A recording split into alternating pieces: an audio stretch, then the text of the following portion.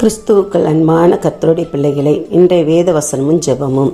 சங்கீதங்களின் புஸ்தகம் 107:13.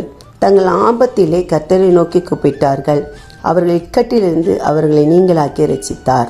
இங்கே பார்க்கிறோம், சங்கீதக்காரன் சொல்லும்போது தங்கள் ஆபத்திலே கர்த்தரை நோக்கி கூப்பிட்டார்கள், அவர்கள் இக்கட்டிலிருந்து அவர்களை நீங்களாக்கி ரட்சித்தார். நம் தேவன் ரட்சிக்கிற தேவன், நம்மளை பாதுகாக்கிற தேவன். நமக்கு ஒரு ஆபத்து, நமக்கு ஒரு கஷ்டம், நமக்கு ஒரு வேதனை, நமக்கு ஒரு நெருக்கம் என்றால் நம்ம யாரை நோக்கி? கர்த்தரை நோக்கி கூப்பிட வேண்டும் என்று கர்த்தர் விரும்புகிறார். அவரை நோக்கி கூப்பிடணும். நமக்கு ஒரு பிரச்சனைன்னு சோர்ந்து போய் நம் மனமடிவாக நம்ம என்ன செஞ்சிடக்கூடாது, இருந்துடக்கூடாது. நம் பிரச்சனையை மாற்றுகிற இயேசுவை நோக்கி கூப்பிடுகிறவனாம இருக்கணும்.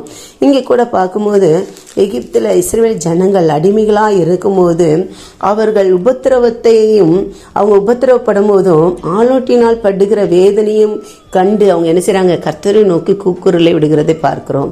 அவங்க அப்படி கூக்குரல் விட்டோன்னே கர்த்தர் என்ன செய்கிறாரு? அவங்கள அந்த பார்வோனின் கைக்கு என்ன செய்கிறார்? நீங்களாக்கி விடுவித்து ரட்சித்து பாதுகாத்து கொள்கிறார். இன்றைக்கி நம்ம நிறைய நேரங்களில் வேதனைகள் மத்தியில், துன்பத்தின் மத்தியில், ஒருவேளை நம்ம கஷ்டத்தின் மத்தியில் நம்ம யாரை நோக்கி கூப்பிடுகிறோம்? கர்த்தரை நோக்கி கூப்பிடுகிற பிள்ளைகளாக நம்ம காணப்படுகிறோமா?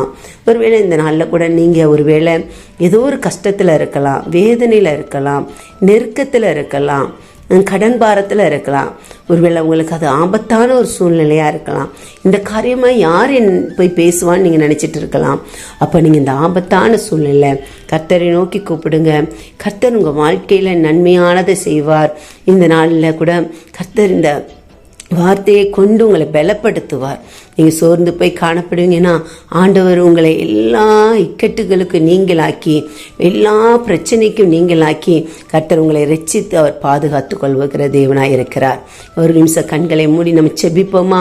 அன்பில் இயேசப்பா, இந்த நாளுக்கு நமக்கு நன்றி செலுத்துகிறோம்.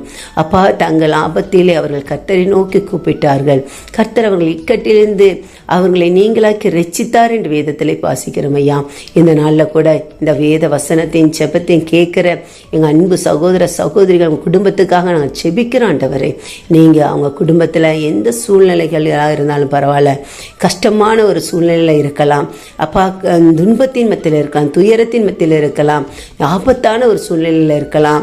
அப்பா, நீங்கள் கர்த்தரை நோக்கி கூப்பிடுகிற உங்களுடைய பிள்ளைகளை கர்த்தர் நீங்கள் ரட்சித்து பாதுகாத்து கொள்ள முடியாது செபிக்கிறோம். இந்த நாளில் ஒவ்வொரு குடும்பத்தையும் நீங்கள் வேலையடைங்க, பாதுகாத்து கொள்ளுங்க. இயேசு கிறிஸ்துவின் நாமத்தில் செபிக்கிறோம்.